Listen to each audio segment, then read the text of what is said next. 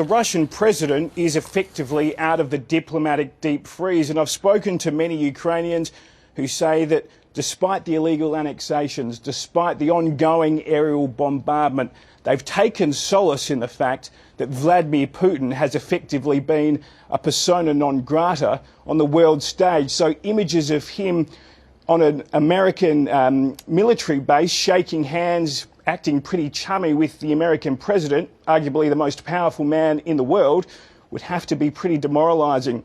Now, there's also concern here, and I've spoken to a number of people here in Kyiv today about what will come from this. They are telling me absolutely nothing. They're sceptical because they've been in this position before. Of course, it's been a long time since Donald Trump has met face-to-face with Vladimir Putin, but they have spoken on the phone several times. Presidential envoy Steve Witkoff has been in Moscow and met with Vladimir Putin, and each time nothing material has come from it in the way of a ceasefire. So people here are rather pessimistic about what might happen. Let's have a listen to some people I spoke to in Kyiv today. I think that after this meeting,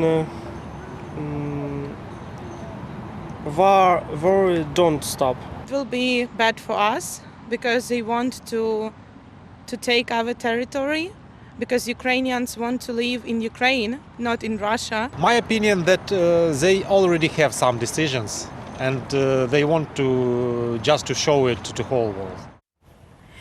Now, Laius, there is concern on the ground about what President Donald Trump will be discussing with Mr. Putin as well.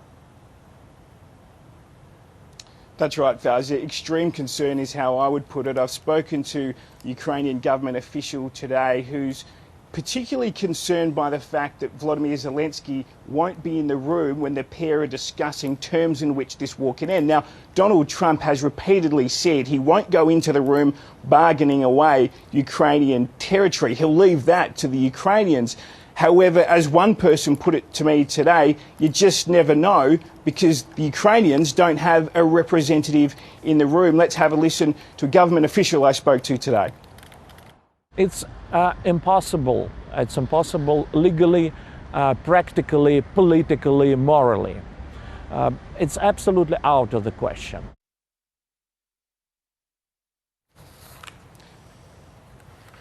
That's Alexander Veroshenko talking about whether Ukraine will concede land to Russia. Now, many people have suspected that the latest insurgency by Russia in the east is a ploy by Vladimir Putin to betray the Ukrainian military effort to keep the Donbass region as completely futile, and he'll go into the summit asking for all of that land, thousands of square metres, square kilometres, to be handed over to Russia. But that's a clear red line for the Ukrainian government. They say they will not, under any circumstances, hand over Ukrainian territory to Russia as part of a peace deal. In addition to that, it's constitutionally enshrined, so any change to the borders would have to go to a parliamentary vote. And one more key point is that European leaders have repeatedly said that they will not support a change of borders by force, and no one can argue that's exactly what Russia is trying to do.